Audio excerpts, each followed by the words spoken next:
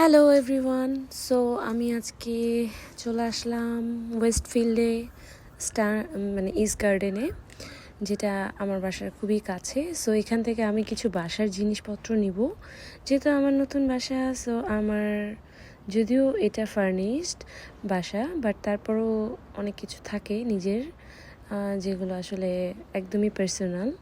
এরকম কিছু জিনিস আমি নিতে আসছি, যেরকম রুমের জন্য একটা বিন, দেন কিছু ঝুড়ি যেন খাবারের জিনিসগুলো রাখা যায়। সো এই বাস্কেটগুলো আমি দেখলাম। সো এখান থেকে আমি 3টা বাস্কেট নিয়ে নিব।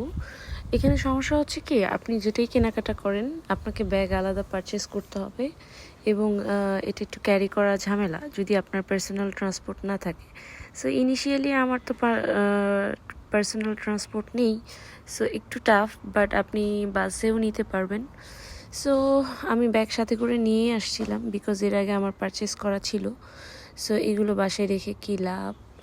সো বেটার যখন শপিং করতে যাবেন, যদি মনে থাকে, তখন সাথে করে ক্যারি করাটা ভালো।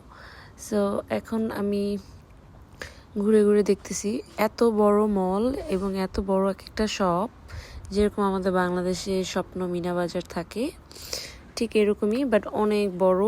কোন সেকশনে কি আছে লেখা থাকে উপরে, বাট তারপরও যদি আপনি নতুন হন সিডনিতে, তাহলে আপনার জন্য একটু টাফ হয়ে যাবে। সো এই ছিল আমার মোটামুটি। এখন আমি একটু মাল্টিপ্লাগ দেখতেছি যে একটু বড় লং মাল্টিপ্লাগ পাওয়া যায় কিনা, বাট সব এখানে ছোট ছোট, বাট তারপরও আমি নিয়ে নিলাম। সো আমি যেটাতে আসছি এটা হচ্ছে কে-মার্ট। সো কে-মার্টে মোটামুটি ঘরের জিনিসপত্রের জন্য সব কিছু পাবেন আপনি এখানে। সব কিছু আপনি কি বলে, এক একটা ব্র্যান্ড আছে যেটার জন্য যেটা ফেমাস। সো কে-মার্ট হচ্ছে ফেমাস হচ্ছে ঘরের যা লাগবে আপনার, মানে টুকিটাকি জিনিস থেকে শুরু করে সব কিছু একসাথে পাবেন। সো এই ছিল আমার মোটামুটি শপিং। একটু পরেই আমি এখান থেকে বের হয়ে যাব। আর আসলে একটু টাফ, বিকজ আপনি যখন কি বলে এক সাইড থেকে আরেক সাইডে যাবেন এবং জিনিস এতগুলা দেখবেন, কোনটা রেখে কোনটা নেবেন এবং কি দরকার আসলে আপনার, আপনি মেইন জিনিসটাই ভুলে যাবেন। সো আমি একটু ঘুরে ঘুরে দেখলাম, দেন সব শপিং ডান। এটা হচ্ছে বোরোকা, এটা নিলাম energy drink.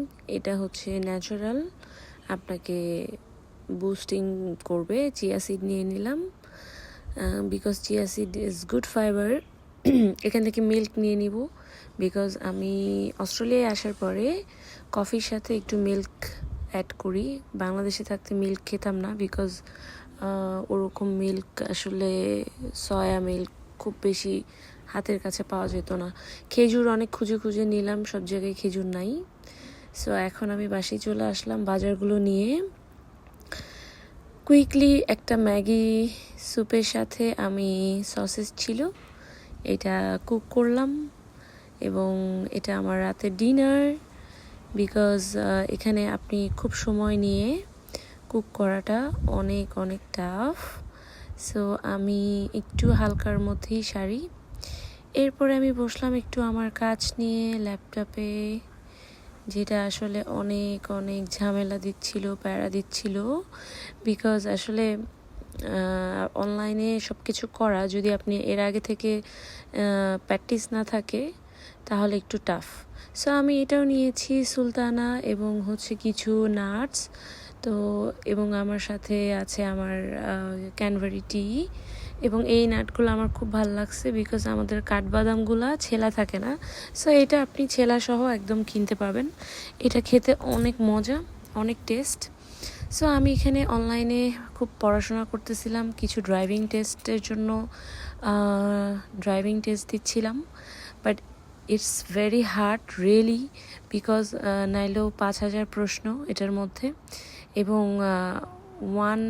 One of part like 9টা প্রশ্ন, এর মধ্যে যদি আপনি একটা মিস্টেক করেন আপনাকে আবার প্রথম থেকে দিতে হবে।